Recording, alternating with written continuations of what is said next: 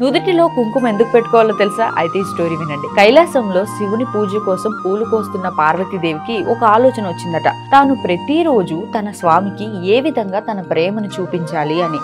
స్వామి తన వైపు చూసినప్పుడల్లా తన ప్రేమ తెలియజేయాలన్న ఉద్దేశంతో కొంత కుంకుమను తీసి నుదుటిన దిద్దుకుంటుందట. అయితే ఒకరోజు గమనించిన శివుడు ఒకరోజు పార్వతీదేవిని అడుగుతాడు, దేవి, నీవు ఈ కుంకుమని నుదుటిన ఎందుకు ధరిస్తున్నావు అని. అప్పుడు పార్వతీదేవి, నా ప్రేమను మీకు నిరంతరం గుర్తు చేయడానికి స్వామి అని బదులిస్తుందట.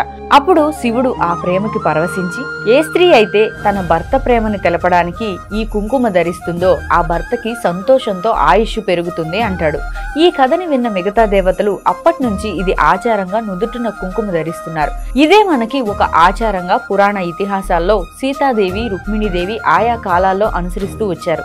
ఇంకెందుకు, ఇప్పుడు అసలు స్టోరీ తెలిసింది కదా. మీరు కూడా మీ ప్రేమని మీ భర్తలకు నుదుటిన కుంకుమతో ప్రతిరోజు చూపించేయండి.